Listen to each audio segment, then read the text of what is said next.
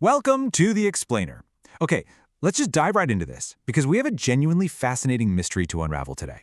It's a mystery that sits at the very heart of how we evaluate true talent, how we allocate literally trillions of dollars, and how we decide who gets to sit in the corner office. We all want to believe that the people at the very top of high-stakes fields are there because they possess extraordinary skill. But what if the way we measure that skill is fundamentally flawed? Think about it for a second. Is that billionaire CEO who just had a massive exit actually a strategic genius? Or are they, just mathematically lucky?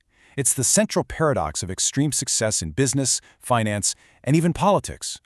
We routinely look at a track record of massive success and we just assume it's a direct reflection of individual skill. But, as the brilliant research we're exploring today shows, in many cases that track record might just be statistical noise. To really understand why, let's compare two wildly different professionals.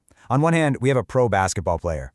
By the end of their career, they're going to have shot more than 10,000 free throws in live games. The feedback is instant, the conditions are nearly identical every time, and the outside variables are incredibly low. If they shoot 90% over those 10,000 tries, we know, for sure, they are skilled. But on the other hand, look at a startup founder. They might have exactly one launch in their entire career. The outcome takes a decade to resolve, and it's influenced by massive macroeconomic variables, shifting market trends, and competitor moves they have absolutely no control over. It's incredibly easy to judge the athlete's skill, but almost impossible to accurately judge the founders from just that single outcome. So how do we solve this? Well, here is our agenda. First, are they lucky or good? Second, the knowability map. Third, the unknowable danger. Fourth, measuring the unknowable.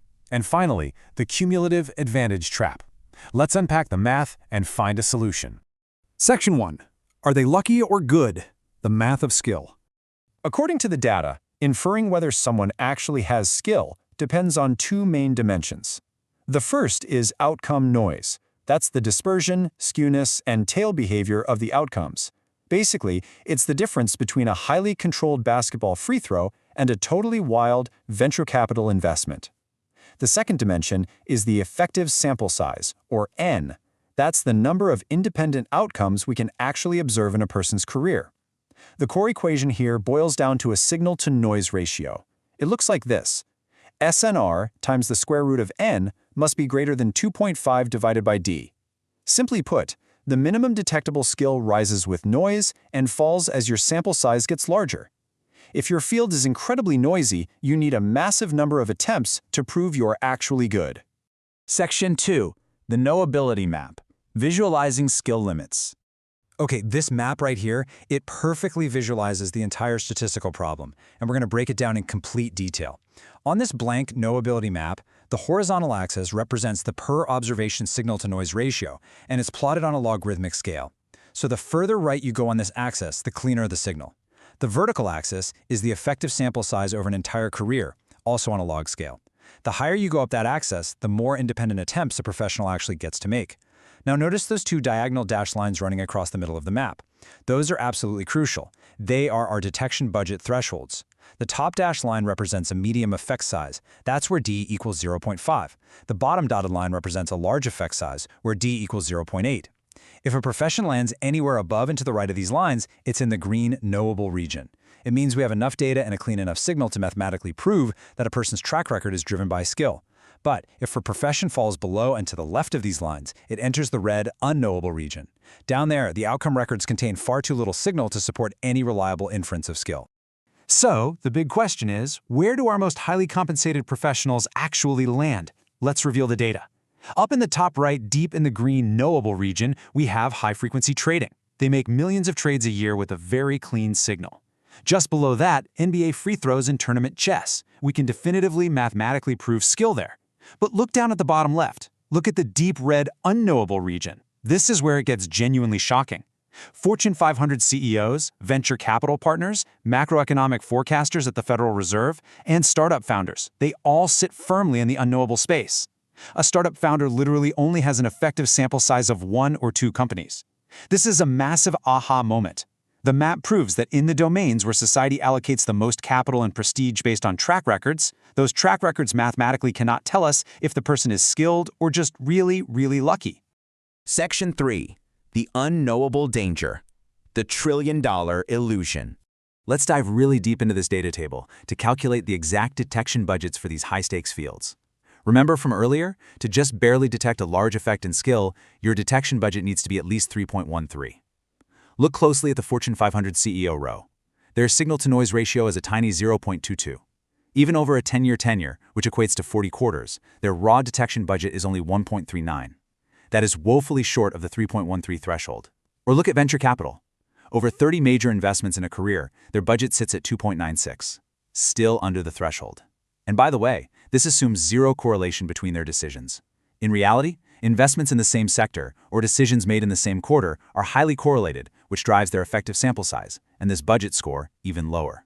None of these fields cross the statistical threshold required to confidently claim that a great outcome was purely due to skill. I call this the trillion-dollar illusion. Why? Because we are out here allocating immense power and capital based on statistical ghosts. Think about it. Corporate boards routinely fire CEOs after just 3 years of poor performance, completely ignoring that those 3 years are likely dominated by industry-wide shocks the executive didn't even cause. Limited partners allocate billions to VC funds based on the performance of just 2 or 3 past funds, a sample size way too small to actually prove skill.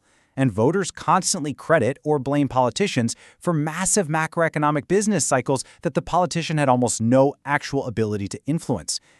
Now you might be wondering, is a domain doomed to be unknowable forever? Not necessarily. Let's look at a fascinating counterexample: geopolitical forecasting. Normally, TV pundits making predictions sit firmly in the red unknowable region because their claims are vague and they're rarely tracked over time. But researcher Philip Tetlock introduced what he called super forecasting tournaments. By forcing forecasters to make strict, mathematically scoreable probability statements on hundreds of specific questions over years, he dramatically increased the effective sample size and cleaned up the noise. With that structural intervention, he actually dragged forecasting out of the red zone and into the detectable green zone on our map. Section 4. Measuring the unknowable. Process over outcomes. So, there is a brilliant solution to this problem. If individual outcomes are too noisy to trust, we have to substitute them with something else. Enter population-validated process metrics. These are observable behaviors or factors that have been empirically proven to predict better outcomes across a massive population. Because we simply can't trust the sparse, incredibly noisy outcome data of one single individual, we use these validated process metrics as a surrogate. To make this super concrete, let's use the Framingham Heart Study in medicine as an analogy. Think about how a doctor evaluates your risk of heart disease today. They don't just wait around to see if you have a heart attack. That's a sparse, extreme outcome, right? Instead, decades ago, the Framingham study tracked observable features, like blood pressure and cholesterol, across thousands of people. They correlated those features to heart disease over a huge population. So today, a doctor can measure your blood pressure and predict your risk without having to wait for the outcome. We need to do exactly this, but for business and finance. And the cool thing is, this is already happening in some of the smarter industries. Look at these examples of population-validated metrics in action. In mutual funds, rather than just looking at a manager's 3-year return, researchers now use active share percentage. That's how much their portfolio deliberately differs from the benchmark index. This structural metric, when tested across thousands of funds, predicts performance far better than past returns. For CEOs, researchers are analyzing trait clusters, things like execution skills and persistence, measured across hundreds of executives, rather than just looking at their company's recent stock price. In pharmaceuticals, they evaluate managers on the quality of their stage-gate decision processes, proven over decades of drug trials. The takeaway? We can absolutely evaluate a manager's process even when we can't trust their noisy outcomes. Section 5. The Cumulative Advantage Trap. The Tangled Web of Success. Okay, let's play devil's advocate. Let's say you actually find someone in a knowable domain with a great track record. Can you credit it entirely to intrinsic skill? Well, not quite. Because early success, even if it was purely driven by random luck, structurally changes the game for that person. VCs who have an early, lucky, massive win suddenly get the very best startup founders pitching them. Their deal flow improves permanently. Top coaches get a lucky championship early on, and suddenly all the best high school recruits want to play for them. Famous managers attract cheaper capital. This creates a tangled web where true intrinsic skill gets hopelessly tangled up with the cumulative advantage generated by their past, perhaps entirely lucky, outcomes. As the research framework explicitly points out, and I quote, "It cannot disentangle the share of an apparent effect attributable to intrinsic skill from the share attributable to cumulative advantage." In plain English, Standard math simply cannot tell you how much of a winner's current success is because they are a genius and how much is just because they are already famous and rich, which gives them an unfair head start on every new project they touch. So, what should you actually take away from all this? Well, here is the ultimate prescription for any evaluator, board member, or investor judging a track record. First, if you are in an unknowable domain like VC or executive leadership, you absolutely must stop obsessing over outcome records. They are an illusion. Substitute them with population-validated process metrics. Evaluate how they work, not just the lottery ticket they cashed. Second, if you are in a knowable domain, you still have to mathematically discount for cumulative advantage. You have to strip away the structural head start their early wins gave them before you crown them a genius. Which leaves us with a pretty profound final thought. The next time you are dazzled by a superstar's resume, a massive fund return, or a brilliant CEO's biography, take a step back and think about the Knowability Map. Are you measuring true intrinsic skill, or are you just being fooled by a very lucky spin of a highly volatile roulette wheel? How will you evaluate the true skill of your next manager, your next investment, or even your own career success? Thank you so much for joining me on this explainer, and keep questioning the data.